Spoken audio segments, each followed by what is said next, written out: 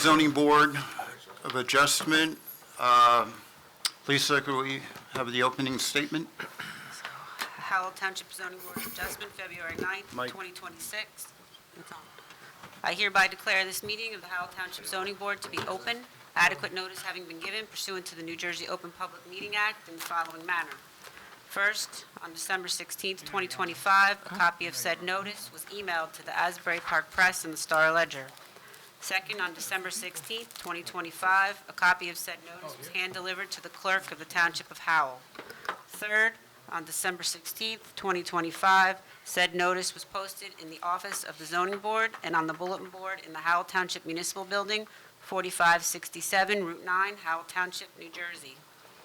In accordance with the Fire Prevention Code and for your safety, please be advised that this facility is designed with 2 emergency exits at the front and rear of the meeting room.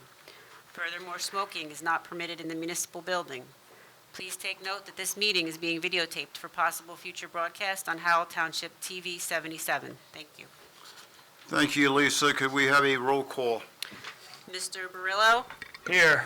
Mr. Cantor? Here. Mr. Hughes? Here. Mr. O'Donnell is absent. Mr. Orozco? Here. Mr. Ryan? Present. Ms. Scottson? Here. Mr. Cabarakis? Here. Chairman Mertens? Here. You have a quorum. Thank you. Could we all rise for the Pledge of Allegiance? Flag of the United States of America and to the republic for which it stands, one nation, under God, indivisible, with liberty and justice for all.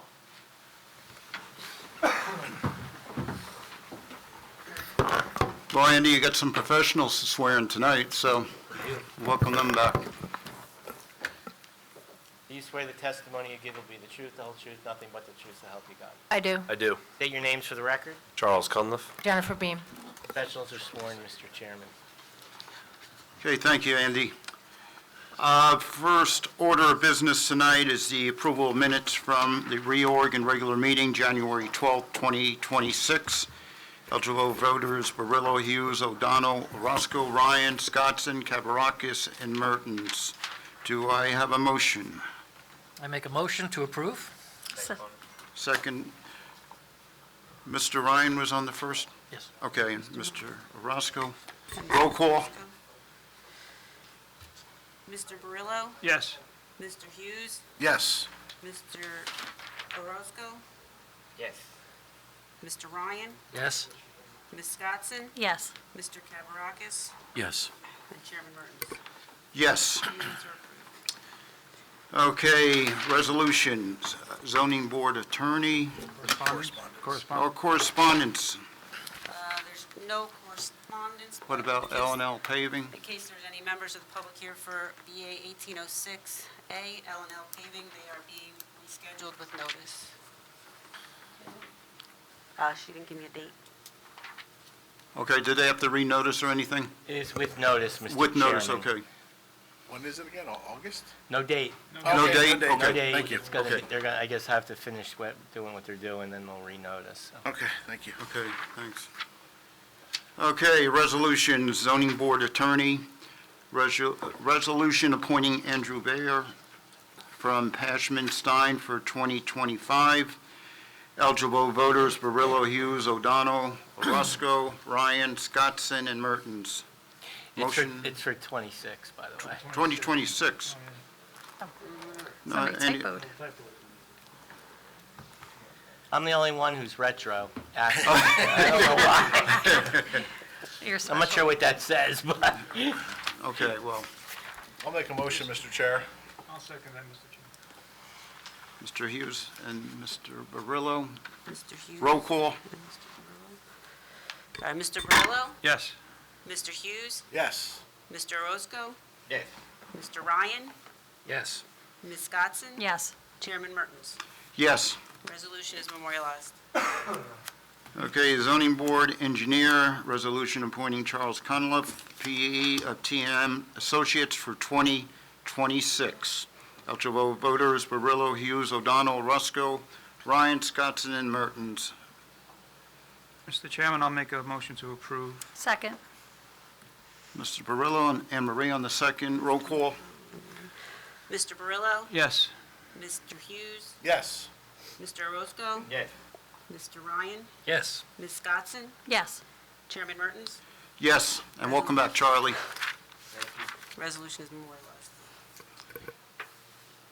Zoning Board Planner, resolution appointing Jennifer Beam, PP, AICP, Elian Vakian, Incorporated for 2026. Eligible voters Barillo, Hughes, O'Donnell, Roscoe, Ryan, Scottson, and Mertens.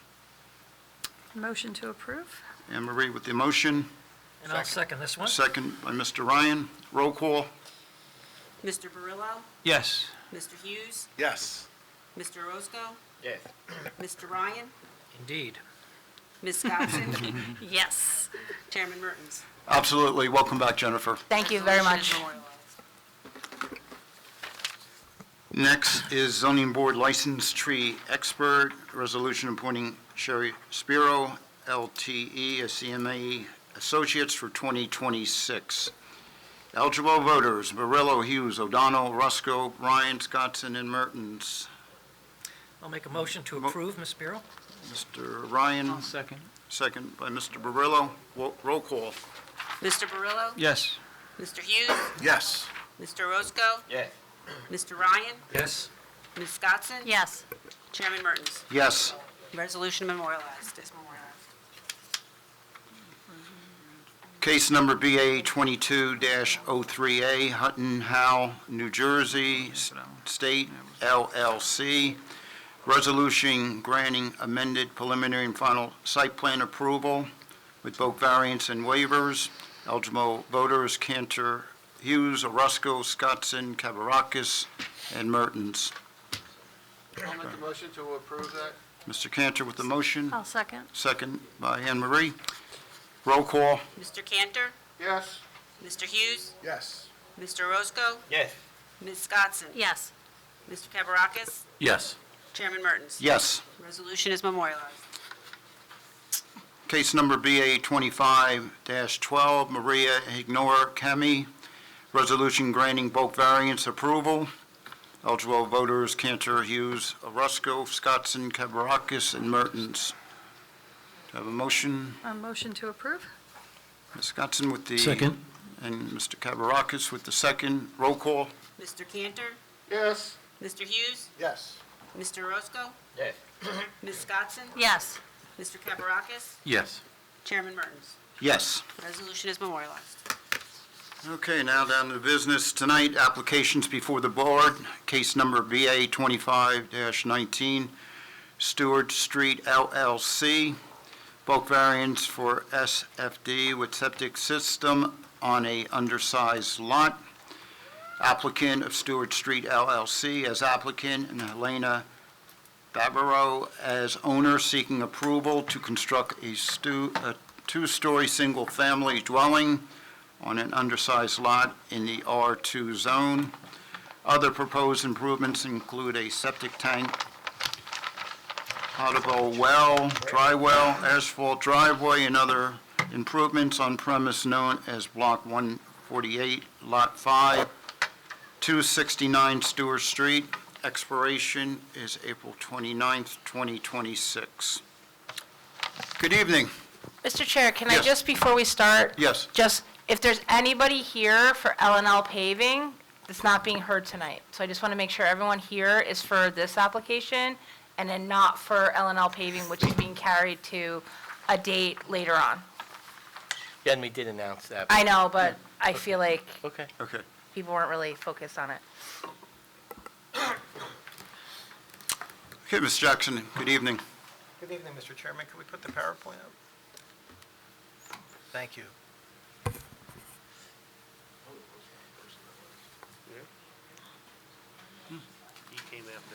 Well, you made his night, Jen. You're a kind woman.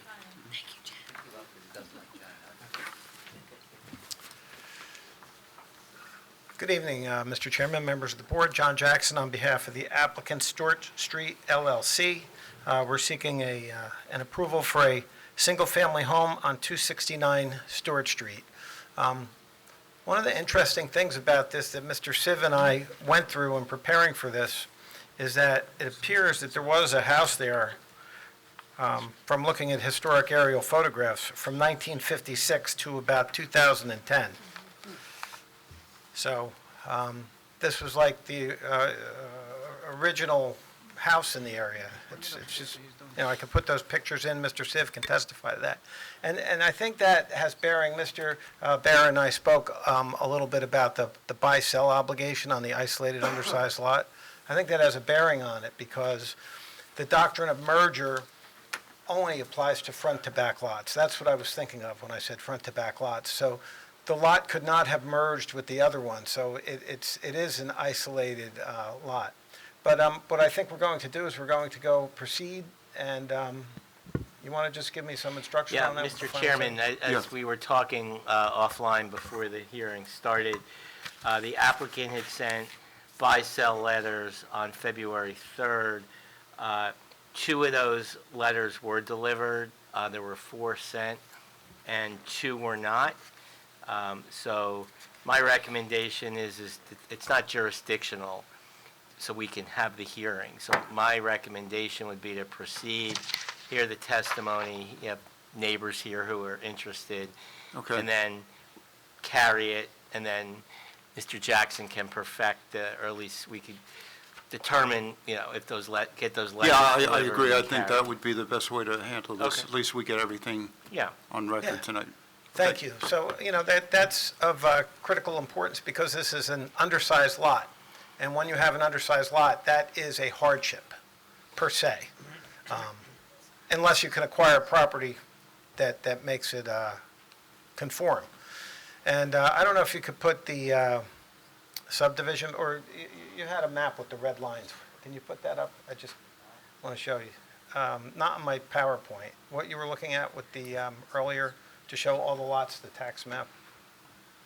You had that up a second ago. There we go. Thank you. So John, is this marked, do we know? or- it is not. I can provide that. That's, what's that coming off of near maps? It is not, that's township systems. Okay. You don't have access to that. Okay, so we'll just describe it for the record, John. Yeah, sure. So what the circumstance is our lot is, the 2 lots behind us meet in the middle of our property line. So it's like, it's not a back-to-back lot. Our narrow lot fronts 2 other narrow lots. Not fronts, lines up within the back. So if we go to page 2 on the PowerPoint, there's an aerial view. Page 3 shows the lot in its current condition. Page 4 is the subdivision plan, and actually you can see what I was talking about on that. That does the job. So if you can see lot 15 in the back.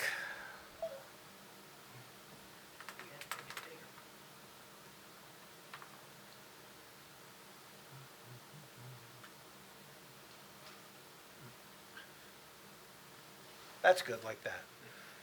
You see where the north-south arrow is? Yes. That's on lot 15. Lot 14 is below that. Our lot, it goes to the middle of that. Now, all these lots are undersized. So, I don't know if the buy-sell letter, that creates an unusual situation to have, if one of those lots did want to buy ours, that would make a very strange geometry of the combined lots, if lot 15 or 14 was combined with our lot.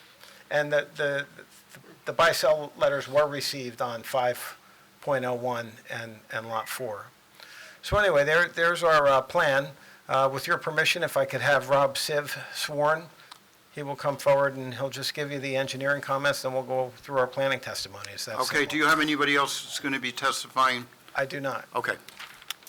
Okay, and Yeah, I said our planner. oh, okay. So, John, we'd Mr. like to Siv, so swear what I want to everybody. do is get them sworn in, and then we'll...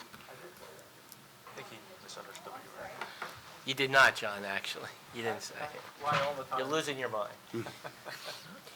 Do you swear the testimony you give will be the truth, the whole truth, nothing but the truth, so help you God? I do. I do. Please state your names for the record and spell your last. Kristen Shepard, last name is Shepard, Sheppard. Robert Siv, S-I-V as in Victor E. Okay. So while you're waiting for Mr. Jackson, I know I've seen you here many times, so we'll just get everything on the record just to be. Sure, I'm a licensed professional engineer, professional planner, testifying tonight as a professional engineer. I have over 30 years' experience in the engineering field, graduate of NJIT, and I've testified before this board as well as numerous boards throughout New Jersey. Okay, an active license and everything? Yes, my Okay. license. Okay, thanks. We accept your qualifications. Thank you. And I'll just get started on a quick little summary. The site is identified as Block 148, Tax Lot 5, is more commonly known as indicated 269 Stewart Street. It is located approximately 1,800 feet north of West Farms Road along the westerly side of Stewart Street and has an area of approximately 14,866 square feet. As Mr. Jackson indicated, the site was previously developed with a single-family residential home, which based on the historical aerials was from about 1956. Then we went to the 2010 aerial, the house is there. You go to the 2012 aerial, the house is gone. So between 2010 and 2011, that structure was removed, and now the property is vacant. The property is located within the R2 residential zone, which requires a minimum lot area of 20,000 square feet. Unless there is not central sewer, then 40,000 square feet is required, which is why we're here tonight. Just one little point of administrative clarification. We're not going for a subdivision. I know Mr. Jackson indicated that's the subdivision map. What's on the screen is actually the plot plan or variance plan. There's no subdivision. The applicant is proposing to construct a two-story, approximately 2,700 square foot, two-car garage, single-family house. The house is located generally in line with the prevailing front setback of 31.5 feet of both neighboring adjacent houses, with a paved driveway from Stewart Street, a potable well in the front yard, and an at-grade septic system in the rear yard. Now, there are three variances associated with this application. There's a front yard variance and two side yard variances, and the planner will get into that a little bit after I'm done. But that's the gist of this application, is putting a single-family house on the vacant lot that's there today. Just to maybe provide some additional clarification, Charlie, I'll go through your review report dated December 8th of last year. I'll just pick on the items that are not just statement of facts, and then if I miss something, just jump in. And I'm going to go to page 2. At the bottom of page 2, it lists the waivers. There's 2 of them as it relates to curb and sidewalk. I've been before this board many times. I know the feeling as it relates to curb and especially sidewalk. I'll defer to the board. We did not propose any curb or sidewalk. There's no curb or sidewalk in this area. My feeling was it's a little out of character for this part of the town, but again, if the board wants it here, we will do it. But I'll defer to the board on that. Okay. Going to page 3, I'm going to go to item number 4. On our plan, it does show a rear landing deck area in the back. It measures 11.5 feet wide by 5 foot deep. Whether you call that a deck or landing, I suppose makes a difference on whether a variance is required or not. Because it is 5 foot by 11, that obviously maths out to about 55 square feet. My suggestion would be we call it a deck. That way, if we need the variance, we have it. It's not big enough to put a whole patio table and sit out there and have dinner on. Yeah, so, and I think we brought it up in the letter is, if the applicant has any intent or a future owner to like put a decking, that's something modest, I think we should discuss it tonight, so that way if the board does incline to act favorably on the application, they don't have to come back for a variance for a deck that's attached to the structure. So that's really where my question was coming. At the moment, I'm not aware of any future deck that this particular applicant is proposing. I don't take issue with it. It's really just the, egress from the back of the structure, 5 foot wide. It's not a lot of space to put like a table or even a chair on there, you know what I mean? The width, 11 feet, you're not going to fit a table on there, so I have no issue with it. Good. Number 5 talks about the buy-sell letters. I think we've covered that to some extent already. I'm going to jump to item number 8. And it just asks if there's any proposal to have habitable basement and/or attic space. The answer is no. There'll be your traditional attic and basement areas, no habitable space. Continuing on to There's no sewer and water in the area, which is number 9, which is why we're proposing the well and septic. The well is in the front yard as indicated, and the septic's in the rear. We do have an application at the Monmouth County Health Department. We did do soil logs, and we are anticipating approval of that septic system relatively soon. Item number 12 at the bottom of the page indicates that there is some activity or noticing for DEP land use activity for neighboring properties. What that has to do with is both the property to our north and south at one point in time had underground heating oil tanks, and they've both been issued NFAs or no further action letters, and nothing else is required, and it should not impact our property as well. So Charlie, I don't know if there's anything more you want on that. No, that's fine, and our question was regarding well, because it is an undersized lot, so Board of Health, that's ultimately under their purview, so. And I believe really the only other thing to touch on in the letter is there are about 5 to 10 trees on the property that we may end up clearing as a result of the development of this property. They've kind of grown as the previous house that was there has not been there since about 2010, and there's about 5, I'll say to 8, maybe 10 that'll come down as part of this application. And we will submit the appropriate tree clearing permit as part of that. What about replacements? We're not proposing any specific trees at this time. If the board wants us to obviously plant some trees, we can do something a little bit tight for our property based on the septic and the wells and then the house and the driveway, but I'm sure we could find some room for a couple. Jennifer, any opinion on that? No. Okay.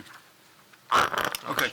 Short of that, I think, Charlie, I covered most of the engineering, if not all. If there's something else. Yeah, I'll just jump in real quick, Mr. Chair. So, and just to clarify, so it's a 4-bedroom home, there's only, was it 2.5 parking spaces or 3 parking spaces required? You have a 2-car garage, and then you have at least space for 2 cars in the driveway, correct? That's correct. And we agree that there would be no habitable basement, and the dwelling that's shown, it's all, any potential 3rd story or attic is all gable roof, so there's not really much space to put like habitable area up there, correct? That's correct. All right, the variances that we talked about, so, the property is in R2, which has certain standards. The fact that it's not serviced or not able to be serviced by public sewer and they have to put in a septic system, they require relief because we require 40,000 square feet for lot serviced by septic. So they need that relief. As far as public water and sewer, I can agree with Mr. Siv, there's nothing on Stewart that I'm aware of. There are some projects in the area, but at best, those would be coming from West Farms Road, and, you know, that's at least probably 1,000 feet or 600 to 1,000 feet from West Farms Road. That would be a significant hardship to make one property owner run sewer to this property. Regarding the front yard setback, so when you're not meeting the 40,000 square feet, you're also subject to the ARE setback requirements. That's 50 for the front yard setback, 30 for the side yard setback. So they're proposing 31.5 feet from the front yard area. You know, could they shift the structure back to comply with that? Yes, but then it's only going to require a longer driveway, that's more impervious surface.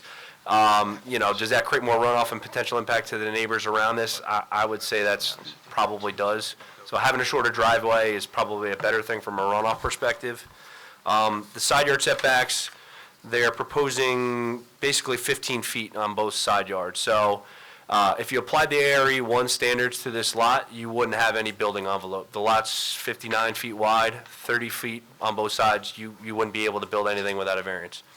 If this property was serviced by public sewer, you would have a 20-foot setback requirement, so they would still require relief, but the building envelope for that house would be like 19.3 feet or something like that. You know, as far as, you're gonna get something that's gonna look like a sideways ranch or like more of like a rail car, you know, stout and long. You know, they're asking for 5-foot relief on both side yards. What does that look like from the street as far as visually? Does it fit more into the neighborhood? Does it look more like a home and less like something you might see in a shore town or in like an urban area, you know, this narrow, tall structure? You know, that's something for the board to consider. The lot frontage, that's an existing condition. You know, 100 foot is required in R2. They're at 59 feet. I will say I went back to try to do some deed searches and see if there was a subdivision for this property, because this is lot 5 and the adjacent lot is 5.01. I couldn't find any history of a subdivision for this, but the deed that I found said there was 2 distinct lots, at least going back to 1967. So, and you also heard them put testimony on the record that the subject property did have a home on it up till about 2011. And speaking with Mr. Aguirre, he was able to actually pull open the township's record. There was a demolition permit for a single-family home that was approved in 2011. So that would seem to confirm the representation that they've made. The sidewalks and the curbs, Excuse me, Charlie? yeah, Do we know the size of that home? that's a question for John. I don't know if that's something that we, According to this record, it was like just under 700 square feet. Did that infringe on the side setbacks? We don't know? Yeah, made 654 square feet, it's a 55 by 2. It was a small little house. Yeah. It's like a bowling alley lot, it's super narrow. No, I know, I can see that. Does anybody know what the acreage of the property is? it's just about, what, about a 13? third of an acre. Yeah, a third of an acre. So, and Yeah, they third are of an acre. providing right-of-way dedication, so that further, you know, I mean, we could get it as an easement and it wouldn't change, but no way you cut it, the lot doesn't meet the R2 standards, even if it was serviced by public sewer, so. And what is the square footage of this proposed home? Is that gross, the 2,700? That's gross. What is First it and in- second floor. What is it in 2D? 2,700 square feet. So the first floor is about 1,552 square feet, and then about a 475 square foot garage, so roughly 2,000 square foot footprint. 2,000 square foot footprint. Are the other homes on the street similar in size? There's a mix of houses on this street. I'll let the planner get into the types of houses, but there's a good different mix of houses in this area. Yeah. And I will say, just for the board's reference, we did have, within a couple years ago, maybe 2 or 3 properties to the, closer towards West Farms Road come in for a variance to add an addition to an existing home there. So, you know, the households are changing, you know, from what they probably were 50 years ago. So more people are living at home, you know, kids that are going away to college are not able to buy that first-time home. So the realistic part of it is families are staying around, the unit staying together a little bit longer than what it used to be in the past. Okay. The couple other things that I'll just touch on real quickly. So well and septic, right? They've got an application into the Board of Health. They're ultimately going to have to satisfy Board of Health. If it comes back that the neighbors to the rear have a well and a septic system that's too close and they can't build it as they're being shown, then they'd have to come back to the board to modify the footprint or move the septic system or move the house. So that's ultimately under their purview, but it would be a condition of the approval. Any utilities proposed with the new home, any openings in the road, they're going to have to comply with the township's road opening ordinance if the board acts favorably. They also have to get a freehold soils approval because it's over 5,000 square feet of disturbance. And we do have that. And then the last thing I would just say, emergency generators, building mechanicals, is there any intent to put in patios or any other accessory structures or shed? And I just bring it up now so that way, you know, we can get it on the record if the board, you know, let us discuss it, consider it as part of the application, and if there is any relief that would be required, let's talk about it now so, you know, people don't have to come back if the board acts favorably on this. I'm not aware of any sheds, patios, or anything of that nature that this applicant's asking for. The only thing I would mention is we will have the AC condensers, and we'll probably put them in the back or side corner of the rear of the house. But short of that, there's nothing else as far as sheds or patios or decks that we're on tonight. So the AC condensers are going to be in the rear of the structure, right? In the rear, correct, so we'll do in the back or in the side rear corner. Yeah. I would say that let's have it at the back of the structure just because they're asking for the relief of the side yard setback. You know, and ideally, if it could comply with at least a 20-foot setback, you know, for the home, for the R2, I think that would be something that might help mitigate any noise impact to the neighbors. That's something we could do. Question for John? Yeah. The demolition permit, did that take care of any existing septic that was on the property? That would not, that would be a separate permit through so- Board of Health. Where was Do we know where the prior was, and has it been addressed? I can tell you. I don't have any records. I'm sorry, I didn't mean to interrupt you. Good. Sorry. I can tell you, when we did the soil test pits, we touched base obviously with the health department. They came out and witnessed the soil logs for this test pit, this septic system. They did not have any records of this septic system on this property. So we do have a note on our plans that should that septic material be encountered during construction of this house, it will be addressed with appropriately. So we don't know where it is, but we have measures in place if it is encountered. Yeah, and I would just say that it does appear from what I looked at with the deeds that these properties, this in 5.01 might have been, owned by a family. So I wouldn't be surprised going back in the day if they had a septic system on one property and they're both tied into it. So that's also something that could be realistic. But as far as Mr. Siv said, if they encounter it, they're going to have to abandon it, and they got to comply with all Board of Health regulations in that regard. Thank you. Anything else? I just have a couple Good. of follow-up questions sure. for Mr. Siv. And you can see this looking up there on the, I won't call it a subdivision, on the plot plan. Mr. Siv, does our property on the front yard setback align with the front yard setback on the two adjoining properties? Correct. That was the goal when we put the house on the property, was to generally align with the house to the north and the house to the south, and basically connect a straight line. It's about 31 and a half feet between the two of them. That's where we placed the house. We thought that would make the most sense. Now, there are a lot of lines up there, so it's hard to pick out where the front of our house is. Could you trace it with the laser? So the front of the house is right here. So the rest of that's just different features on the plans? Correct. That's the rectangle. Can you just trace out the rectangle of the house? Sorry, I don't have a very steady hand, that's why I became an engineer.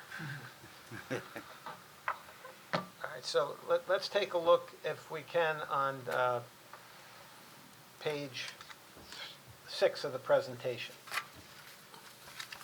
which is the architectural floor plan. So these are the plans that, obviously, we're going for a variance. This is what we're building. So the width of our house is only 25 feet, right? I believe that says 29. 29? 29, I'm sorry. 29, correct. 29. I got to put my glasses on, too. 29. So we got a 30-foot house width, and a good portion of the footprint is taken up by the garage on the front, right? On the front of the house, correct. So the ground floor footprint, while it's a garage, we need the parking spaces. That ground floor footprint is that appropriate for this lot? Yes? So now we're not having a basement, right? I believe there is a basement, but it's not habitable space as far as living space. Okay, so not a habitable basement. So we can agree no living space in the basement. Correct. And if, Are they, Yeah. where's the architectural plans that show that space? in terms of, Yeah, so there's, You're claiming there's a basement, even if it's not habitable, we want to see it, and it's not provided. yeah, you only have the first and the second floor. There is no basement foundation or foundation plan for this. okay, we could provide that. Correct, and I think the architect or the applicant didn't provide the house basement or foundation plan, because it's basically going to be a rectangle, and they didn't get to that stage of the construction documents, but we can provide that. I mean, I wouldn't consider these construction plans, Rob. These are architectural plans for an approval before the board. And as this board has reviewed, and you've been here multiple times, every floor counts. So I don't really understand that rationale. We're not asking for detailed construction plans. We're asking for a plan that shows a basement. Right now, based on what they have, they would not have assumed there was a basement associated with this proposal. Okay, understood. And that goes to the, question about parking and things like that right now. If there were, I know they said that there's no intent to put basements in there, bedrooms in the basement, but if someone were to, right, there's only so many cars that can fit in the driveway. That's probably going to be used for storage, and the driveway is only so wide and so long, and Stewart Street is not exactly the widest road in the street, so We don't want to be seeing cars parked all up and down Stewart Street, especially with an undersized lot condition. So that's where the board's coming from. Yeah, totally agree. Where are the steps to the basement on that plan? I'm sorry? The steps to the basement on that plan? Probably where that door is. Okay. Behind the garage, probably. Yeah, these are the ones Next to going the up and utility down, up and closet, down. Okay. You said steps Yeah, to the that looks basement. like a door, which would go down. Right, so if we could take a look at page 4 of the presentation again. I don't think it shows basement steps. Yeah, those It's just showing up to the second floor. Well, you have two on the main floor. So Yeah, 'cause I think one would will it be go up one. If important you have with it the- on the main floor, Nick, I think Yeah. that, and I see a door, that door would have to obviously go down. can't see it on here. Yeah, I can't see it on there. I think it would be important to know for the basement, is it like a Yankee basement in terms of yeah, like that's a more of door. a storage utility basement, or is it a Do we have deeper is it gonna be 8-foot standard ceiling, basement? An 8-foot ceiling Yeah. basement, or is it Yeah, a crawl space basement? No, it's going to be a full height basement. okay. So if you could just slide that to the left and down. I just want to show the map in the upper right corner that's in color on this drawing. There we go. All right, so Mr. Siv, in the immediate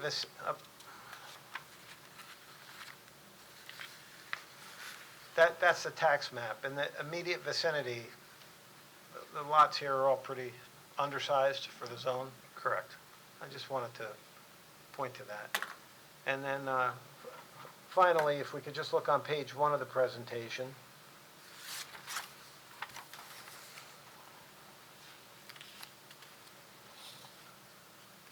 This is just to show that there's no habitable attic. It's a relatively low attic, Correct. so there's no room up there to have it, 7 feet. That's a relatively squat attic. Correct. There's zero intention with this application to have habitable basement and/or attic spaces as part of this application. And just to put it up there, I'll just ask you to take a look at slide 5, which has the more detailed elevations.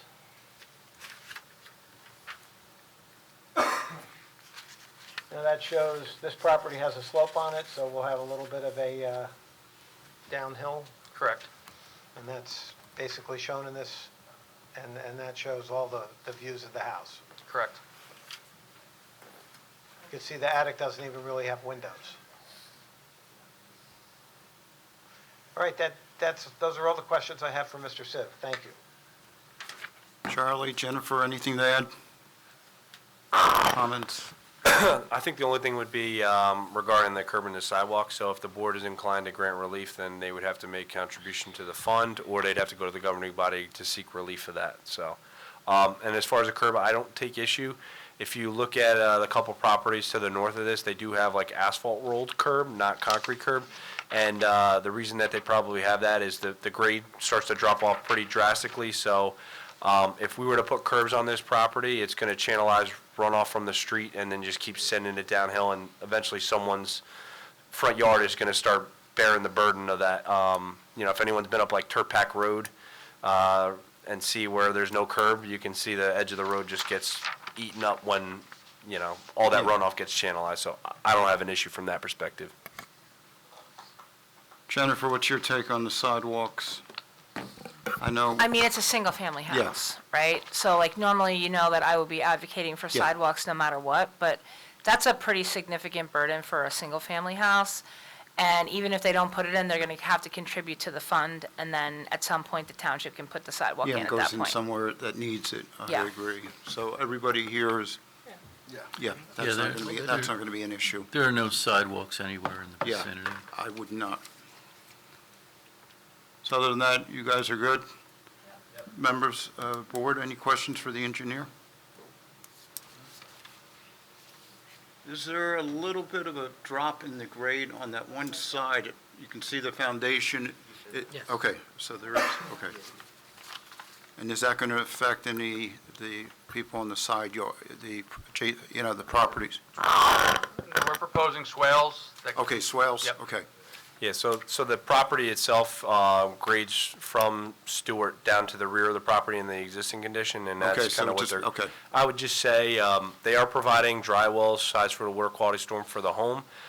This is in the R20, or sorry, the R2 district, which currently doesn't have any impervious coverage limitations, but it is an undersized lot. You know, they are going into the side yards. If any of the neighbors are particularly concerned about runoff, or, you know, especially the ones to the rear, I'm sure Mr. Civ could maybe provide an additional dry well, upsize it to like maybe ameliorate some of that concerns. But again, it's in the R2 and there aren't impervious coverage restrictions per our code right now. Okay. Okay, Mr. Jackson, I guess that's it with your engineer. Yes, You want to thank bring you. your next witness? Kristen Shepard, please, our planner from Confone Consulting Group, and I'm going to ask her to sew over there because I don't care if I get Rob Ziv sick. I don't want to get her sick. Okay. Very nice of you. Such a gentleman. I know, thank you. I guess I'm good. I know I've been sworn in, but would you Yeah, like me to go through yeah, my just need credentials? qualifications. Okay, great, yeah, so Thanks. I'm a licensed professional planner in the state of New Jersey. My license is active and in good standing. I've had this license for the past 4 years, where I've testified at a number of boards across the state of New Jersey. I've also created numerous comprehensive plans, master plans, and zoning ordinance recommendations. for Okay, thank you. We municipalities. accept your qualifications. Thank you. Thank you, Ms. Shepard. I know that you prepare an outline with your planning analysis, and with the chairman's permission, you want to just go through your outline and narrative point form and advise the board what your views are on this. Yes, I will, thank you. So good evening. As you all know, we're here tonight to talk about the applicant requesting some bulk variance relief. And this is based on the unique physical characteristics of this property. So this is as discussed before, this is an isolated, legally existing, undersized residential lot. Because this lot's size, width, configuration, and septic constraints, the strict compliance with these bulk requirements would lead to practical difficulty in developing a permitted single-family home. So we're going to be talking about the C1 hardship relief here. So this hardship is not self-created. The applicant did not create this lot, subdivide it, or impose the existing infrastructure limitations. All of these requested variances stem from the same underlying condition in this case, which is the undersized, non-sewered nature of the property. So in response, the applicant is proposing a modestly scaled single-family home that minimizes impacts and remains compatible with the surrounding residential development, and I can get into that in more detail. But in the absence that any C1 hardship is found, I will talk to the C2 criteria argument as well. So I will speak to the positive criteria. Statutorily, as planners, we're required to only satisfy one purpose of the MLUL in being promoted with this application. In this case, I believe multiple are. I'll start with purpose C, which is to provide adequate light, air, and open space. And in this case, the dwelling significantly exceeds the rear yard setback and complies with the height limits for stories, or the height limit, for height and stories. And although the side yard and front yard relief is requested, the overall site layout preserves meaningful open space and does not impair light, air, or adjacent properties. And as discussed previously, the relief is de minimis for the side yard, the relief request, and the front yard is consistent with the neighboring properties shown on the map. I also believe that purpose G is advanced in this case. So that's to provide space for residential units in appropriate locations. And in this case, the property is zoned for residential use. The requested variances allow the lot to function as intended under the zoning scheme, despite its pre-existing size and infrastructure constraints. So I will now go back to the negative criteria. So this is, in my opinion, not going to significantly cause any substantial detriment to the public good, which is the first prong of the negative criteria. It's a single-family permitted home. There's no increase in density. There's no subdivision. There's no non-residential use. The height, scale, and massing are consistent with the neighborhood. I do have a list of about 3 properties on the street of Stewart, which are of... Don't do it. Okay. Don't do it. Thank you. So it's of similar size. It doesn't matter. Okay. Don't do it. Okay, thank you, Jen. And it does, our proposal does maintain adequate separation between the structures. And as I touched on briefly in the positive criteria, there is no impact on light, air, or privacy. The septic system, as already mentioned, will be adhering to the County and Township Board of Health approval and will be ensuring protection of public health and safety as well. The application does not impair the intent and purpose of the zoning ordinance, in my opinion. The Town Code Section 1852 specifically, 18852 specifically recognizes undersized lots that are non-sewered and provides a framework for their reasonable development. The lots in the area are also of similar undersized nature as shown on the screen by the engineer giving his testimony. So in conclusion, based on the testimony I presented, it is my professional opinion that this application meets its statutory burden of proof. It satisfies both the positive and negative criteria, and it can be granted without substantial detriment to the zone plan and to the public good. Okay, Thank you very much. thank you. Jennifer? Okay, so I do not take exception to a single-family home being put on this property, even though it's undersized and it needs a septic system. But to stipulate that this site is promoting air, light, and open space when it does not comply with either side yard setback is not something that I can support. I don't support that justification. So I don't take exception to the relief globally of first of all, putting a single-family house on this lot is permitted. It's permitted in the zone. So we're talking about the size of the property. I know buy-sell letters were sent out. I know the two on either side were received. You did not get any response back, correct? Correct. You also sent them out to the back, and I recognize the difficulty with the fact that the lot line bisects the property. It would be difficult if one said yes, the other said no. It would get you close, but you definitely would not get them to a conforming lot. So I do feel like there's a hardship involved in terms of the property itself. There's really no ability to make this site conforming in area. That being said, they're asking for a single-family house. The house is modest in size. I don't feel like a 2,900, and that's the right number, right? 2,900? 2,700? 27. In Howell, in today's day and age, I mean, I'm sure Matt and Amory would know this better than I would, but I don't feel like that's an enormous house on an undersized lot. I feel like it's a modest-sized house. They have complied to the best of their abilities with the side yard setbacks on either side. If they, like, as Charlie stated, if they complied, there would be no building envelope, right? If they even tried to comply further, this would be like, what did you use? A railroad property, right? Where it's like, right? It's just like, I mean, I lived when I was in college in a railroad apartment, which was like super narrow and deep, but aesthetically and fitting into the neighborhood, I don't think that it would meet the character of the neighborhood. So while I don't agree with the air, light, and open space argument, I don't take exception to the relief that the applicant is requesting to put a single-family home on this property. And I also feel like the disposition of the septic is up to the Board of Health, like that's outside of our jurisdiction. So with that being said, I don't take exception to the application being sought before you. Okay.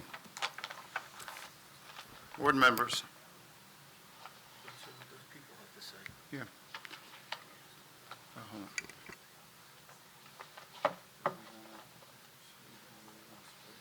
I said it was 2,000 square feet. 2,700. Said first floor. It was roughly, the footprint is 2,000. Okay, so that's all the testimony that you have. Okay. Mr. Jackson, we're going to take a 5-minute break, and then we'll come back and go open it up to the public. Thank you. Okay? Okay. Anybody from the board have a question? There was a discussion about the, yeah. Yeah, if we can get some clarification on the square footage of the house, because the numbers in our head here aren't meshing up. I don't know if Mr. Siv has any more. All right, Mr. Siv, you want to come up?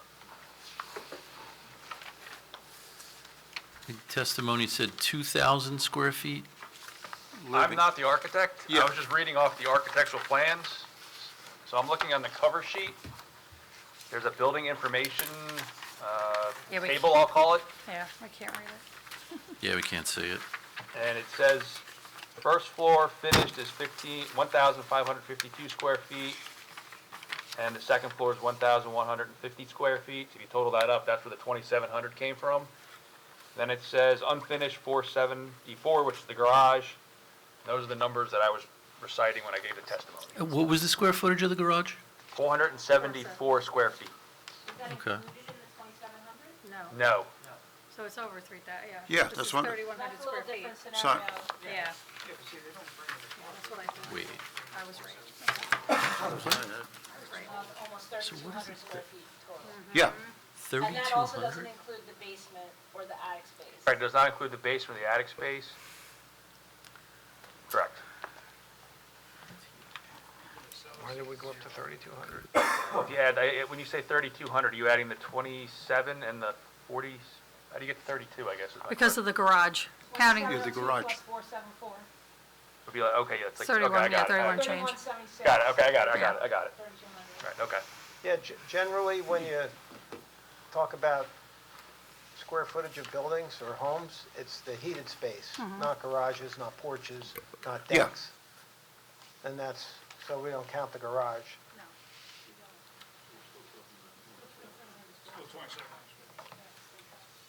but at this time, the basement is going to be unfinished, but things can change, so we have to make sure we have that covered. Yeah, and Mr. Chair, I would just add too, with the garage, I think if the board is inclined to act favorably, we have some language in there that the garage shall not be converted to habitable space or anything like that as well.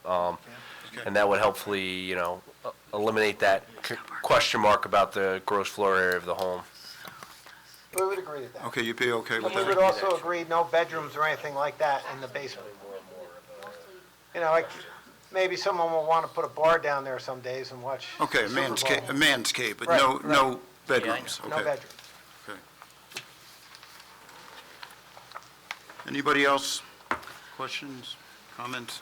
I think I'm just a little, I think the size is a little concerning.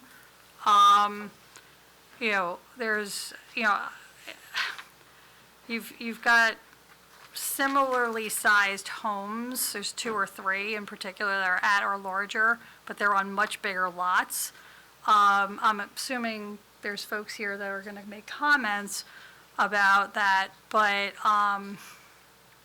is there any possibility the builder or the person who's looking to build would consider reducing the square footage of that house to some extent or changing the configuration of that house? Because I'm also looking at other properties nearby that are smaller on similarly sized lots in different parts, just a quarter of a mile down the road. So just wondering if there's any flexibility there. Well, can we put the presentation back up, page 5? I mean, the short answer is yes, you could always, you can make a 2-bedroom Cape Cod, right? It's always possible to have a smaller house. But I respectfully submit that if you look at the profile from the street, that is not a wide house. It's barely wider than a garage. And then when you look on the side, this lot is 200-something feet deep. It's, let me double check 269. that. Yeah, 250 feet deep. For that length of a house on a 250-foot deep lot, it's still going to have a very big backyard, setback comparable with everyone else. We have reasonable side yard setbacks. On a lot of 14,866 square feet to have a 2,700 square foot living space house, we think that's appropriate, not out of proportion. That's still a lot of property, 14,000 almost 15,000 square feet. So, the short answer is yes. If it's to face a denial or to make a smaller house, I could talk to my client about that. Maybe we could make some kind of concession, but that does a lot of violence to the architecture and everything else. I don't know how you shrink it down. Okay. Well, I think what we'd like to do is then hear from the public and see, what their comments are, so. Mr. Chairman, just Yes, one more yes, quick yes, question for Mr. Siv. The septic, why was the decision made to tuck the septic all the way at the very rear of the lot and not bring it closer to the rear of the home? So there's 2 reasons why, and the primary reason is we have to meet the setbacks to the other septic systems. So what we did do when we designed this lot was, in communication with the health department, we got the documents that showed where the septics and wells were on the adjacent lots. So as you can see, you have to maintain a 50-foot separation between the septic fields. We're right at those separation distances. That's why it was decided to put where it is. It also allows for some area between the house and the septic field for use of the yard area. If you look up on the screen, the plot plan, you can see the septic fields that Mr. Siv is referring to. Okay. So there's And I the guess- neighboring septics and then the wells. I guess there were no encumbrances with the septic on the properties to the rear of the house then? So correct, when we looked at theirs, their lots are similar to ours, they're long, and their septics were closer to the house. Okay. Okay, thank you. Anybody else? Okay, Lisa, we're going to go to public. If you I'll could, make a motion to go to public, Mr. Chair. Matt with the motion, Anne Marie, all in favor? Mr. Chairman is open hearing up for members of the public to ask questions or comment on this application. If you would like to speak, please come up to the podium and you will need to provide your name and address, and you will be sworn in.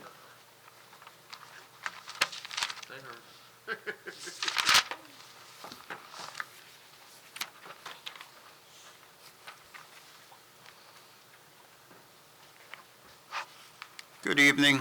Evening. We'll have you sworn in, and then, You swear the testimony you give will be the truth, the whole truth, and nothing but the truth. Yes. Okay, state your name for the record. Caitlin Benesia, Spell your last name, please. Benezia. Brandon Smith. Okay. S-M-I-T-H. Okay.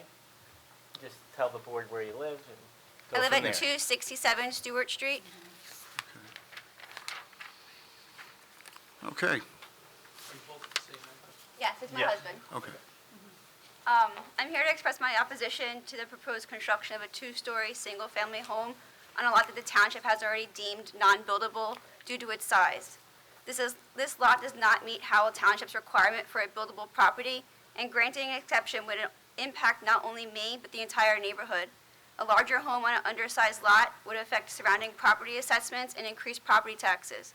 As a first-time homeowner, I'm already managing rising costs, and this approval would likely force me to appeal an assessment again. If I could just interrupt, I know you have something prepared. So the Yeah. board, this is a land use board, so like taxes and money, that's not really a reason to either grant or to deny the relief. It has to be land use related, Okay. just so you know. It's So- also my first time being a homeowner, so this is all new to me, so. No, I just wanted you to be aware. So that's not really a factor the board legally can consider in terms of higher taxes, lower taxes, whatever it is. All right, understandable. Our neighborhood is all septic and well, so I'm concerned about the water runoff and drainage. With such a small lot, where will the excess water go, especially during heavy rain? During well drilling and pumping, water has to be displaced somewheres, and I'm concerned about what protections would be in place to prevent the water from entering my property and getting into my basement. This matter has the potential to significantly and negatively impact my quality of life. I'm experiencing considerable concern regarding possible damage to my property, particularly to the tree roots that may be affected by excavation equipment used for the septic system in the back of the property. I'm especially worried about the mature oak that's situated between my property and the property in question. The neighbor property, damage to its root system would severely affect the quality of life of the tree. And during a major storm, the tree could fall, resulting in serious damage to my garage and the valuables inside of it. So my question is, who's going to be responsible for my damages? So I'm not putting that through my homeowner's insurance. So is the township going to be responsible, or am I going to sue the homeowner? You have to sue the homeowner. Okay. Lastly, I find it extremely disrespectful and offensive that someone would have the audacity to send me a certified letter asking if I would sell a portion of my lot or my lot in general. So let me be absolutely clear when I say this, that my lot is not available for sale. I'm not selling part of it or any part of it at all. So I'm not only speaking for myself, but I'm speaking for my fellow neighbors that are here today. You can't do it. Okay, then I'm done. Now, what I was bringing up, On the map, where is your property located? The bottom. we're to the, Immediately next door, right next door. yes, On the bottom. Yeah, on the south. So we know where we're. Yes. Thank you. Now, what they brought up that, privacy wouldn't be an issue or anything, this house is going to be, 60 feet long? Is that what their map was showing, roughly 60 feet long? yeah. So take that approximation versus my house and the house on the other side of me, which are roughly maybe 30. You're doubling the length, and it's going higher in the air. So even if I put a fence up, we're just going to say, my wife and her friends decide to go out in the summer and go out in suntan. I got to worry about whoever's there, looking in my yard, watching what I'm doing, watching what my wife's doing, watching what the neighbors are doing. Where is the privacy? Isn't two-story house on the other side of you? Yes, and their back is with the back of my house. They also don't have windows on their side. Okay, so the back of their house is close to, just about in line. With your the back of house? my house. So your backyards are Our backyards, coincident, basically? correctly. Correct. And same as how that map is drawn, none of these properties run in perfect squares. They run on angles. So I don't know where the perfect squares are coming out of. That's a GIS database. That's a database that the applicant used, but they didn't create it. It came Okay. from like the county or something like that, or the state. It's not that they generated this map themselves. They used existing parcel data to give everyone an idea. It's not meant to be a survey or exact. It's Okay. just a general idea of what's going on. If I could I just want to clarify a couple of things, because I know it's brand new.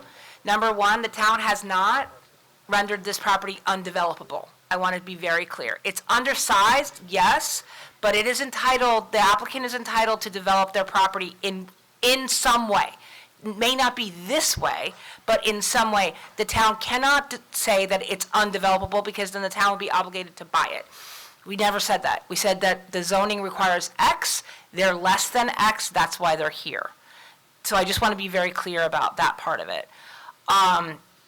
Secondly, I understand your concern about the two-story and the proximity, and I would focus that argument, and I don't mean to speak for you, but I'm trying to help, on the fact that there's a setback variance on the property line coincident with your house, right, on your property line between your two lots. So that house is going to be closer than permitted and 2 stories. They are allowed to build a 2-story house. Just like if you guys decided you wanted to put a 2nd story on your house, you're allowed to do that too. So the concern is privacy. I totally get it. And I would focus that argument maybe on the fact that they require a setback variance on that property line that's next to your house. So it's going to be closer than permitted. But they are, just because you're 1 story, they are allowed to build a 2-story house. Oh, absolutely. So I just want to be very clear to the board. Yeah. But I totally understand your concerns. Absolutely. Can I ask a question? Absolutely. So my next question is, when they bring up the hardship, Yes. saying that, it has to do because it's, I think you said because it's undersized and most people wouldn't buy, they want to build up, do whatever. I'm guessing the owner didn't let whoever know that they came to my house and I offered to buy the property? Clearly, that's news to me. However, when your wife spoke 5 seconds ago and said, I'm annoyed that I got a letter asking to buy the property, under no circumstances would I do it, that's conflicting. No, she said that we got a letter asking to buy our property. I agree. So that's required by law. Yeah. To say, do you want to sell your property or a portion of it, or do you want to buy their property? So you're saying you would have bought their property. Oh, absolutely, and we So had that's already. a totally different situation. We had discussed with her already. I gave her an offer on the property, and she turned around and decided to go, she came to me before the property went on the market, and she went up at a substantial amount from what I offered. And I wasn't too far off of what she was asking. I was fair with what the land is. So I would put that back to Mr. Jackson behind you. So now hearing that an adjoining neighbor had offered to buy the property. Did she mention anything to you? I mean, Go ahead. no, you were, I think- So, I didn't hear what you said. so you sent the buy-sell letters, which is required by law. So do not be offended, it's required by law, okay? That, do you want to buy our property, or can we buy your property? That's a requirement that he had to do. It wasn't him trying to be rude or disrespectful. It's a requirement under the law. So that, I just want to be very clear. However, what they're saying is, the original property owner came to him, he said he would buy that property that you're proposing this house on. Is that still the case? Sir? So what, Mr. Smith, hold on. So Is what's that the, still the case? You're still willing to buy that property? Yes, at the amount that she's asking for right now, I Well, understand. it has to be fair, it has to be quote, fair market value. fair market value. Yep. But fair market value right now is what buildable is. So what do we agree is fair market value? What is You'd have to an get it acreage appraised. go to? What is it per acre? They'd have to so get it appraised, can I right? address this? What Yeah. the requirement is, is that it is what the lot would be worth with an approved house on it. It's not what it was for sale at, it's for vacant land. So that you would require an appraisal, so it would be substantially more than it was for sale as. But if it's a as well. vacant lot, Can I finish? yes, go ahead. I'm telling you Go ahead. what the rules are, and then you can decide what you want to do. The rules are, if you are interested in buying the house, and that's why the form letter I sent to your wife said, I'm interested in buying, or I'm interested in selling. If you sent it back, said, we're interested in buying, we could have a discussion, and we would tell you what our price would be, and you would tell us what your price is, and if we could not agree, and you still said you wanted to buy it, if you thought we were lowballing or something like that, the board would have to have a hearing to determine what the fair market value was. So that's how that works. But the test is what the fair market value is with the approval, Of a house on it. not with a house on it. That That's would what you really just be said, with a worthless. house on it. No, that's not what I Fair said. market value Excuse me, on sir, let me vacant clarify. land right now is Sir, if I that- bought the land to, say I wanted to put an addition on. That would be fair market value on vacant land. There is no house. Mr. Jackson is saying it's the value of the property as if approved, meaning Right. they had an approval from this board to build a house. So it's The- not vacant. The house that we're proposing. I don't know So- about that. Yeah, well, I don't know about the house I you're don't know about proposing. the house you're proposing, but a Yeah, house. a It doesn't have house. to be this house. Buildable lot. Buildable lot with approvals, Okay. the Buildable cost of Lot engineering with and a- whatnot. With approval, but not based off the house that they're Wow. presenting right now. So we don't want to get involved right now in your negotiation, but it is of interest, I think, to the board that, you offered to buy the property, so. Okay. All right, thank you very much. What is, I don't know if you put in the record here what the offer is. What are you offering to buy it at? And I can respond to that. Not tonight, but what's your offer? Do we need to do Did- that? Yeah. Are you needing Yeah, I to mean, board that- right now? That's not appropriate That's, for us. that's in between us and us only. It's not in between the board. It's not. That becomes a question for the board. If you don't want us to get into it now, but. No, I don't want to, no. absolutely not. I'm going to definitely say no on that. So I'll leave it at that. Yes. Thank you You very should much for the answer. communicate with Mr. Jackson after tonight about, yes, we want to buy it, and we want to pay X and whatever that is, and put it in writing. Okay, So so it's memorialized. absolutely. Thank you very much. Okay, thank you.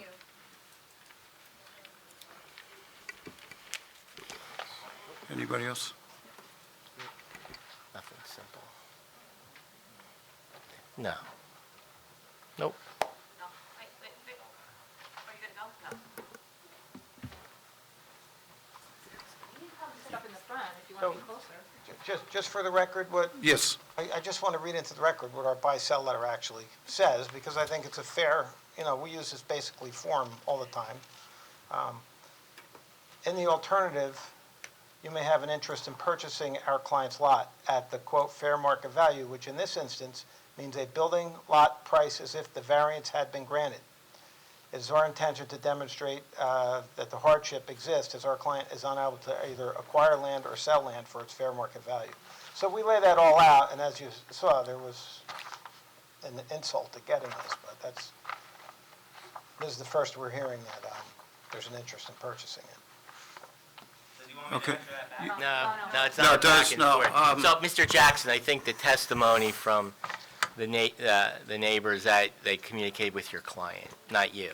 And the letter that I sent you, if you still has it, has my email. If you can, please email me. Do you guys still have the letter? Yes. Okay. If you With- can't get a hold of him, you can contact the office, and the office has his contact information. So the buy-sell letters were mailed out on February 3rd? Yes. The second round of them, right? Or all of them? Theirs was mailed out on January 5th. January 5th, okay, thank you. The Somewhere. Okay. So, The two in behind. fairness to Yeah. Mr. Jackson, he mailed them to the two adjoiners on either side in January, and then was advised by Eileen to perhaps also include the two properties behind. Okay. And so those two properties were sent out on February 3rd. Is Right, that correct? because we did it as soon as Eileen told us. Yes, I agree. Okay, so the neighbors on the side had it In from January. sometime in January. Correct. Right. Yeah. The people in the back I have don't yet think to it's say been that they've delivered gotten yet, it, but, but okay, yes. so we had two different mailing dates. That's correct. That's where the confusion came in. Okay. Mr. Aguirre, is that how you, Aguirre? How do you say it? Aguirre. was able to look on the post office. They track the certified letters, and it's online. And what we looked at, the post office attempted to deliver them, and they were not successful yet. Which typically, that happens a lot with the certifieds, because you got to go to the post office if you're not home when they come. Next time I'm, Yeah, so, okay. It's on the record. Are they sent by regular mail in addition to the certified? no, They have to be certified. this They time can they send them weren't. certified. Okay, let's move on. Good evening. Do you swear the testimony you give will be the truth, the whole truth, and nothing but the truth? Yes. State your name for the record, spell your last. Jake Perez, I- P-E-R-E-Z. P or B, I'm sorry? P, got it. P-E-R-E-Z, Perez. Okay. And where's your address? Just stand up to the mic so we can hear it. My name's Jake Perez. My mom lives at 273 Stewart Street. It's the property that butts right next to the one you Okay. guys are talking about. So, yeah, I'm speaking for my mom. She's the homeowner at 273 Stewart Street. Well, you really, Yeah. is your mom, She's here. She's just a little scared to get up here. well, maybe she could just come and just say that, can you, okay, standing next to him and just say this is your statement? This way we. Yeah, okay, that's, Yeah. I agree. We're not looking to be mean or anything. And by the way, you guys could sit too, there's a mic, there's a mic right here, make yourself That comfortable. prison thing is a microphone, so So you if can- you sit, you can also Oh, okay, sit sure. right next to it. All right. Yeah, just. Yeah, It's all stuck there. Gotta stay- ma'am, if I could just swear you. Oh, sure. Do you swear the testimony you give will be the truth, the whole truth, and nothing but the truth? Yes. And state your name, please. Michelle Perez, P-E-R-E-Z. And is Jake your son? Yes, he is. And is he authorized to speak on your behalf? Yes, he is. Okay. Well, now that I'm up here, I might be able to do it. Now that we got you comfortable, Well, Now that I broke the ice. you're both under oath, so you can both testify, so whatever. We're not scary, we're your neighbors, we live in Howell too. Okay. Where were you? Okay. Now it's. Tell them how you feel. The house is too big. What are you gonna say? The variants requested are not minor. They are substantial, cumulative, and extreme, and they would allow a two-story structure on a lot that is fundamentally non-conforming. Specifically, well, we went over all the lot sizes, and here, you take it from here. Sure.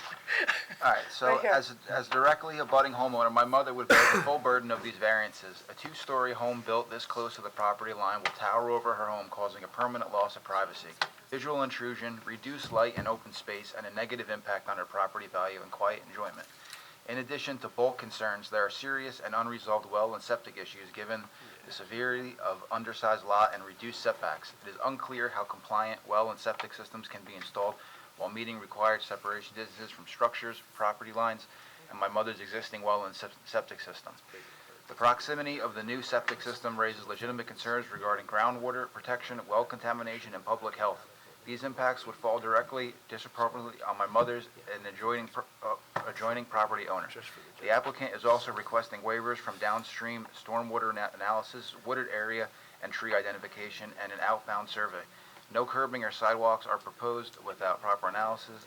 Increase in provisions and elevation create a real risk of stormwater runoff being redirected onto her property, including potential basement flooding. Living with that uncertainty creates ongoing stress, not a speculative concern. Finally, the property is being acquired by an LLC investor. In this area, investors' owned property have raised occurring concerns regarding intensification of use, higher occupancy, and long-term maintenance, which further magnifies and impacts an overbuilt, non-conforming lot. Any hardship here is self-created, and granted this level of relief would cause substantial detriment to an adjacent property and undermine the intent of the zoning ordinance. For those reasons, I respectfully request the board to deny request of variances and waivers and require full zoning compliance. I also want to state that I did receive the letter, and the buy-sell letter, the ma'am? buy-sell letter, and I do not wish to buy or sell. I put it in the mail today because I was just moving in, and I just found it. It just got all mixed up with all It's the totally fine, totally fine. move-in. Yep, all good. Absolutely. You stating on the record is perfectly fine. Yes, thank you. I also have something I just want to give to you for the meeting. I have left it on my seat. Okay. It's just a written statement. Perfect. Well, is it different than what was read into the record? There's a few different things my lawyer wrote for it, so I don't have any problem with it. not Okay. much. No, I don't have to read it until, I just was going to present it or email it, either way. I have one for, I think, No, email. you should present it, because it should be part of the record here, Okay, so it can't, yeah, so go get it, and, Okay. yeah, that's fine. Well, she's getting the letter. You said you live at 273. Yes, she lives at 270. It's on Okay. the other side, immediately adjacent. Yep. So 263 is the top, 267, 270. So it's on Okay. the other side from where the other. Okay, okay. North of Is this, north side of located. this She property. just moved in a couple. Mr. Perez, how big is your lot? My mom's lot, I'm not sure, how big is your lot? The property is 79.25 feet by 250, so it's just under 20,000 square feet, which is the R2 requirement. also, my house is only 956 square feet. My neighbor on the other side is 1,200, so this is going to just tower over and not look, it's going to look so out of place. But there is a two-story home at 263, so, Not as small as this one. This but it's not as much. Well, is a like, much bigger lot. It's got a huge barn and garage in the back. It's massive. It's a huge property. and it's lined up, like Brandon was saying, they're all like kind of lined up, so our backyards, It's going to be towering over the project. It took her 2 years we looked to buy a house. We finally found this awesome place in Howell on a beautiful spot. Now they're going to build some huge. I put in 9 door. offers, and I was like number 15 and didn't get, it took me 2 years about to find a house. 13, 14 months. Always outbid by LLCs and investors and cash offers. I just moved in, yeah. How long ago? The house I purchased October 22nd and moved in about a month ago. Okay, Thank you. okay. Next thing, so you had something you wanted to, Yes. okay. Do I have to read it? Yeah, just give us generally It's what, basically the same. I just think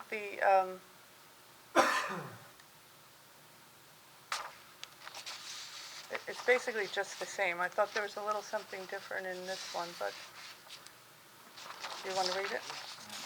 It's kind of long. It's kind of the same thing. This one might be a little different. It's basically the same. He just said to present it, that's all, in written form. okay. Okay, the idea so of why how don't we you feel. give or show that to Mr. Jackson, and then, Andy, before we... I think it's yeah. inappropriate to have a letter from a lawyer to put, and It's not from my lawyer, he is my lawyer, so he just approved of what I wrote myself and told me just to present it at the meeting. yeah, I don't think it's appropriate to a letter. She already read the same thing into the records. I didn't think it was appropriate to build a huge house on such a. okay, guys. Okay, wait. Yeah. Wait a minute. No back and Let's get forth. back to, Yeah, just address the board. Don't- first of nothing to all, get angry Andy, about. I wish I could build a garage. was in my there a house. couple things that was said on their testimony that was basically what the previous people said? We cannot do anything as far as the value that they lose is our consideration. Correct. Yeah, just want to put that on record.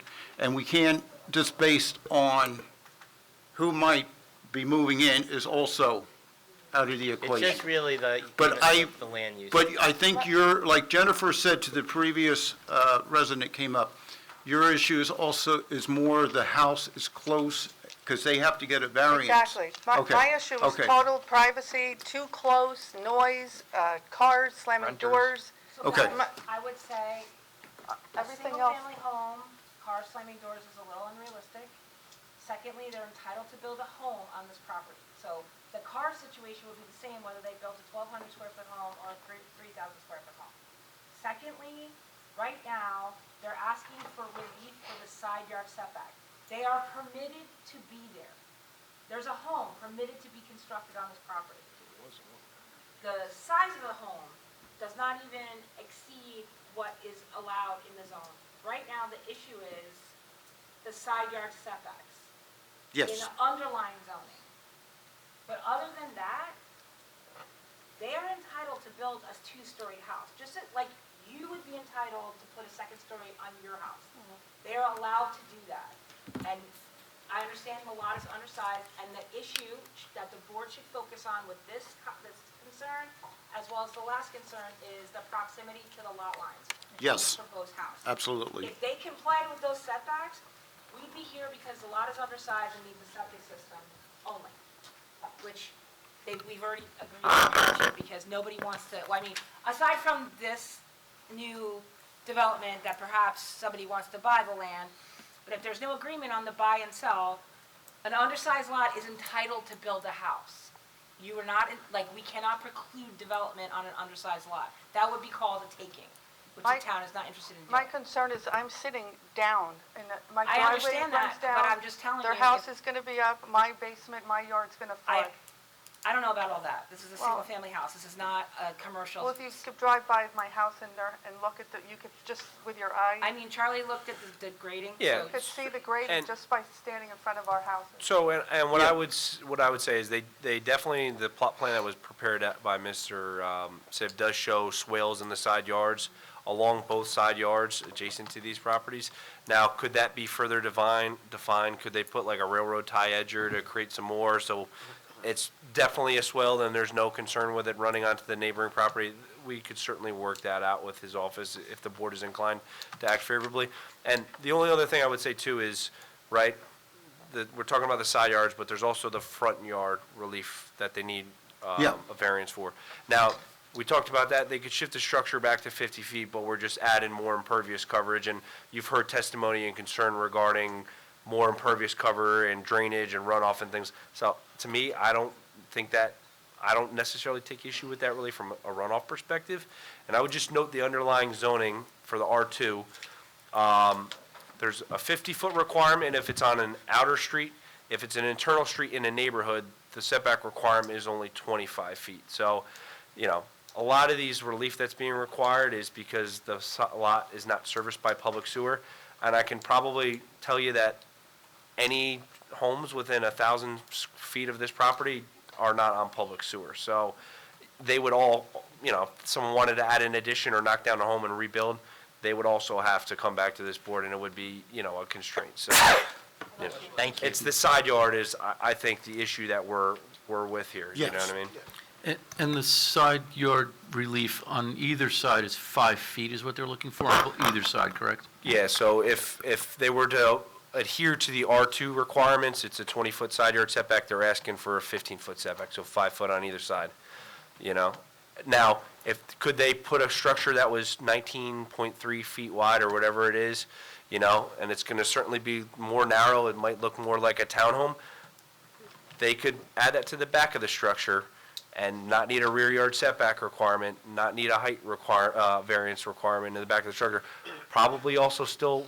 comply with the building coverage requirements in the zone. So, I just want to put that on the record as well. They're asking for the side yard relief, but they could make it comply and then add more onto the, so like the size of the structure, there's ways to make it work if the board wanted them to make it work. Okay. Anything else you want to add? No. Jennifer, anything else? Charlie? No, I mean, I totally understand Yeah. the concern, and I do feel like it's the neighbors are at a disadvantage because this is such a significantly undersized lot, and anything on there is going to impose into the setback, which is kind of why I didn't buy into the airlight open space argument earlier, because they're too close to the side lot Yes. lines on both sides, then would be required. If they were to comply with that, then, they would have the adequate side yard setbacks. They're not exceeding the height of the structure. So, I understand the concern that on either side is a one-story structure, but there's nothing to preclude them from going to 2 stories. Okay. Thank you. Thank you. Thank you. Anybody else from the audience? Mr. Clark, yep, just a clarification, I'm just reading your report. A minimum report, side yard setback,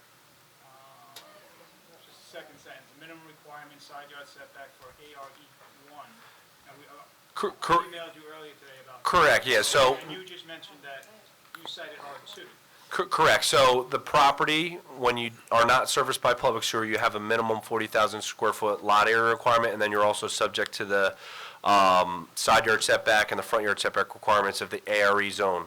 Area 1, which is a 1-acre lot zoning. So if you apply those 30-foot setback requirements for the Area 1, you wouldn't have a building envelope to build a structure on this property, right? So and that's the whole purpose of the buy-sell letters, is to demonstrate that this property has a hardship. You know what I mean? Yes.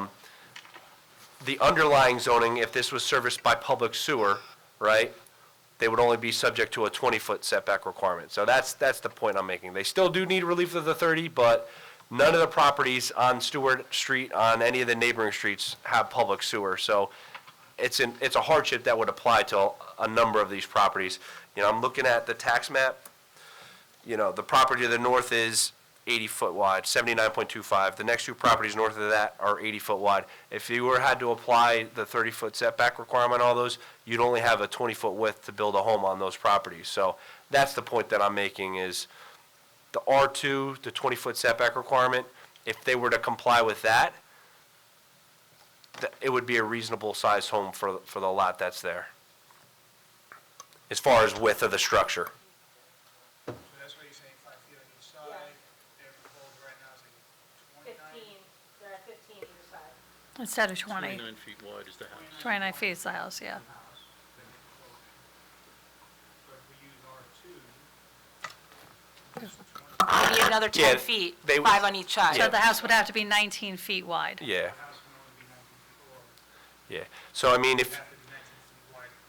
you know, if anyone's been to some of the bungalow homes in some of the shore towns, you know, it would look something like that, where you've got maybe a hallway on one side and bedrooms on another, or, you know, a narrow hallway and narrow bedrooms. So something could be built, it's just, what does that aesthetically look like? You know, it's just something to consider. I think the garage is wider than that. Okay, good evening. If you want to stay seated, that's okay.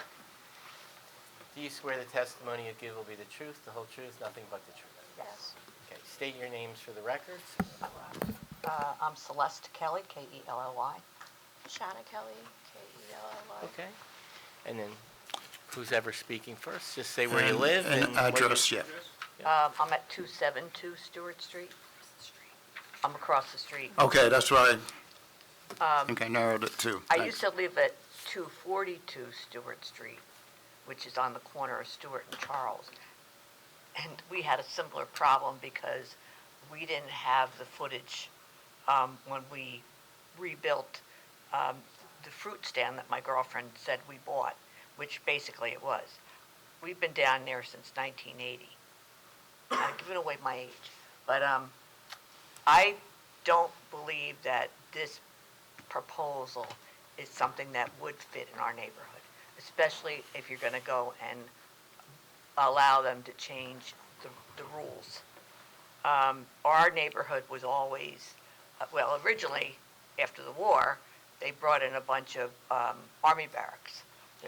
A lot of our homes are very similar. Then other people bought properties too, and we got things that were bigger. But to squeeze something in this little spot, I think it's going to, if it's approved, I think it's going to start a precedent. And we're going to start looking like North Jersey, where we're going to put little houses or narrow houses into any area that we can. The nice thing about our area is that the lots are big. I mean, I know that those properties are, a lot of them are 275 deep, maybe not real wide. Our original house was 85 by 250, and then our neighbors had a wider area in the front. And it was funny because the two gentlemen that came here after the war, the way they decided who was going to get which piece of property was they flipped a coin. And that's when Teddy bought what had the wider side, and Simon had our side, which was 85. And like I said, if you looked at the houses, there is a house that actually was Teddy's that after they passed, people bought it and they did build up. The house was the existing house and they just built it up. Does it look okay? They did a nice job, but it kind of, you do notice it, you know. Whereas the other houses that have been built, maybe they have a deeper setback. You know, they're big houses, but they have deeper setbacks, so they're not sitting right in front of you. It sounds like this house is gonna be sitting right in front of you, so you can't help but notice it. It's just, I just think it's not a good fit for us, for our neighborhood. You know, it's just, like I said, I didn't prepare anything, but Okay. I just think it's gonna be a eyesore. Even though it'll probably be nice looking, it'll be a nice looking eyesore. And what it will do to impact as far as water runoff, I don't know. I do know that when they paved our roads and they gave us all these nice little asphalt curbs, it did affect a lot of people in my area, especially since I'm at the top of the hill and the hill runs down that way. And my neighbor was very happy that I planted some grasses at the corner of my driveway. She said, "Oh my God, every time it rained, it washed down and pretty much washed out her driveway." So, and who knows what this place will do, 'cause like I said. And if there's 4 bedrooms in there and it's an LLC, I No, question that. that, We can't control that. we can't control that, and that's So not, you can't control if other people start living there besides the single family? Nope. That's exactly why we don't want it. No, Jen, you misunderstood her point. Yeah. So it can only be used as a single-family home, if that's your question. To your knowledge. Okay, so this, okay. We're not the enforcement arm. I understand, but like a small house that's a single family that has a 2-car garage and a basement makes me think that more than just the family's gonna live there, there's gonna be more traffic, there's gonna be more issues. Okay. Yeah, we do have some traffic in our area. Because some people forget that they got off of Route 9 and they fly up our street. And I did propose at one time with the police department, maybe you should put a speed bump in, but that went nowhere. Those are the ones. we can't, I know what you're saying, but that's not going to have anything to do with our decision, Right. okay? So, But it would be an eyesore. anybody from the board have a question for the, Just out of curiosity, purely, you mentioned that soldiers had lived in... No, I said they brought the army barracks, old army barracks, into that whole area. Really? Yes. Interesting. Yeah. Well, like I said, my neighbors had been there when they first came over, so, you know, it was, we had a lot of Russians, Russian and Polish that came over. And we used to have actually, my neighbor who has, she's got a larger home, and then there's, basically was chicken coops. And then they converted them into apartments. But this was there was a lot of chicken stuff around in this part of house. Yeah, there was a lot. Those are my people. Yeah, so, yeah, our neighborhood has a long history, let's put it that way. I've been to that fruit stand, I'm sorry. You probably were, but it really wasn't a fruit stand. But going back, I mean, our house was made out of pallet wood. And when, I guess maybe they didn't have zoning boards back then when Simon bought it, because we had a summer kitchen, that's all it was made out of pallet wood with tar paper on top of the pallet wood. And that's when we found out about the zoning, because we expected to be able to put our addition where the summer kitchen was. But because it didn't have a foundation, we couldn't. Because we had to keep that 30 foot or 50 foot from because we were on the road, so. Thank you. Thank you. Thank you for coming to speak with Yeah. us. No problem.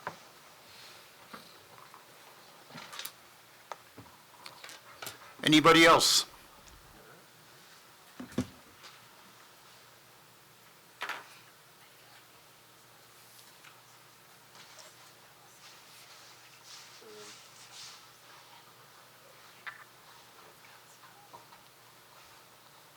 Sorry.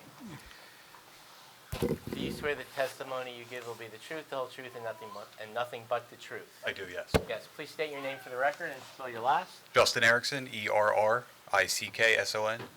I own 259 Stewart Street, which is 2 lots south Okay. of the property in question.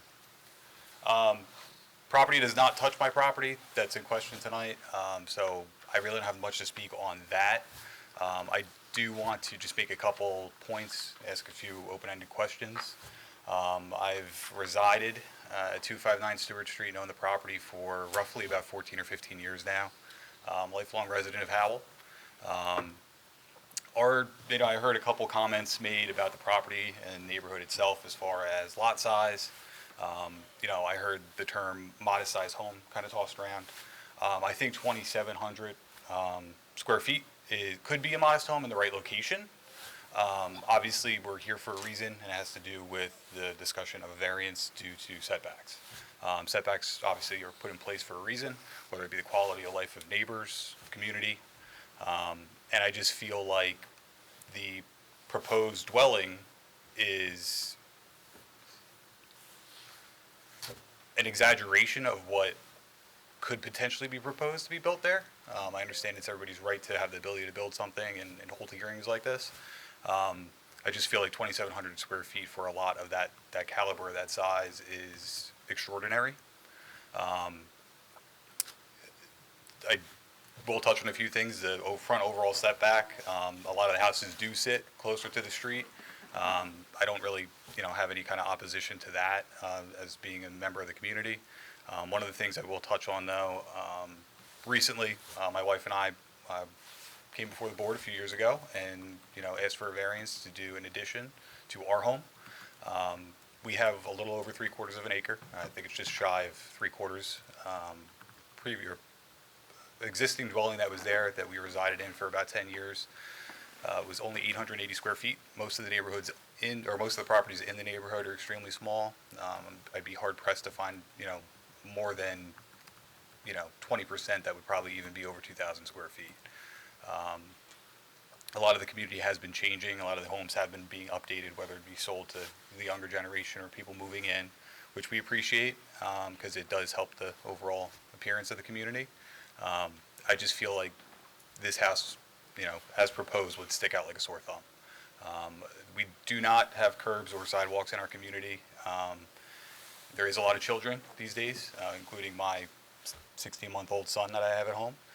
As he grows up, obviously safety of the neighborhood is a concern. So more vehicle traffic is always something to be concerned with. There is a lot of children that unfortunately do reside to playing in the street due to not having any kind of sidewalks or anywhere to ride their bicycles and whatnot for recreational activities. Other than that, like I said, it doesn't directly affect me because I am not attached or touching the lot, but it is just a few of the observations. The reason my wife and I had to come before the board and ask for a variance was for under 100 square feet. It was just a section of our proposed improvement. And still, we managed to have 3 bedrooms, and 2 bathrooms, and still keep it modest at around 1,700 square feet. And that's with a property size of over, like I said, half an acre. Other than that, that's pretty much the only concerns that I have, is the sheer size of the proposed dwelling and the location, and size of the lot. Hear you loud and clear. Thanks so much. Thank you. Appreciate your comment. Thank you. Anybody else? I'll make a motion to close to public. Motion by Mr. Cantor, Mr. Hughes with the second. All in favor? Aye. At this time, I do want to take a 2-minute break, and I'd like to talk to my attorney, our attorney, and then we'll come right back, okay? Thank you.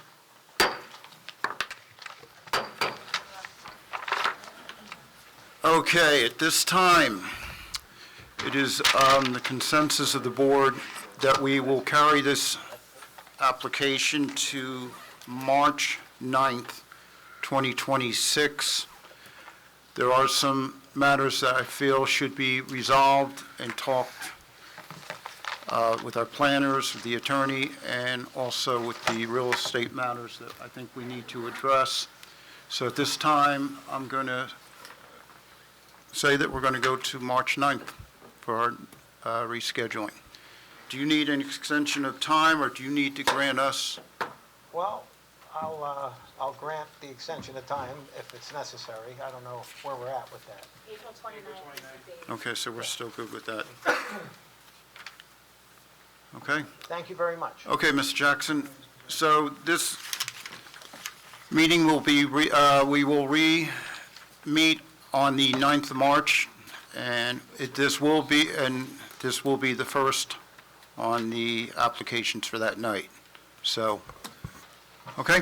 Okay, thank you. You won't get another notice in the mail. This is it, yeah. March 9th.